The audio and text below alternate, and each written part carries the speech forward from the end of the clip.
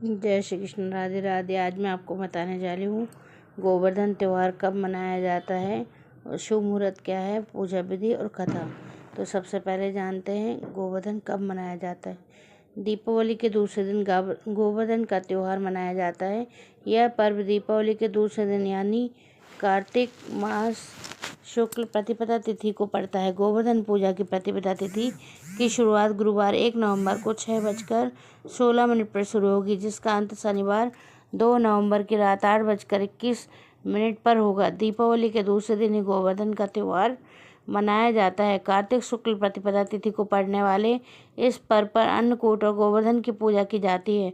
मुख्यतः ये प्रकृति की पूजा है, जिसकी शुरुआत भगवान कृष्ण ने की थी। इस दिन प्रकृति के आधार के रूप में गोवर्धन पर्वत का पूजन होता है और समाज के आधार के रूप में गाय की पूजा की जाती है। ये पूजा ब्रज से आरंभ हुई थी और धीरे धीरे भारत में प्रचलित हो गई है।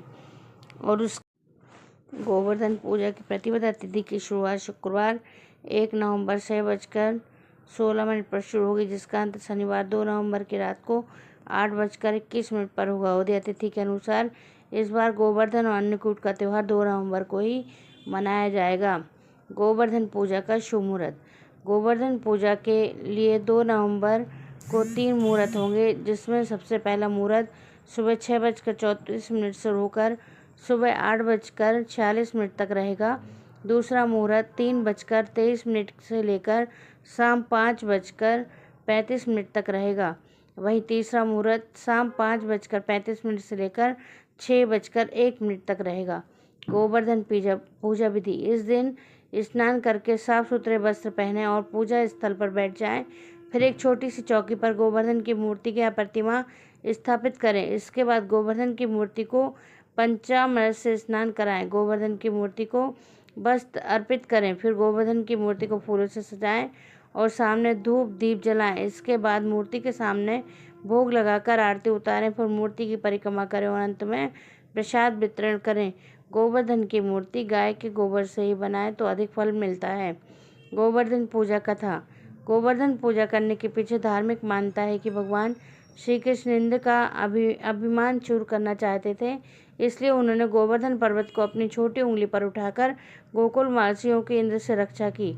माना जाता है कि इसके बाद भगवान कृष्ण ने स्वयं कार्तिक शुक्ल प्रतिपदा के दिन 56 भोग बनाकर गोवर्धन पर्वत की पूजा करने का आदेश दिया था। तभी से गोवर्धन पूजा की प्रथा आज भी कायम है और हर साल गोवर्धन पूजा और अन्नकूट का त्यौहार मनाया जाता है। अन्नकूट का महत्व।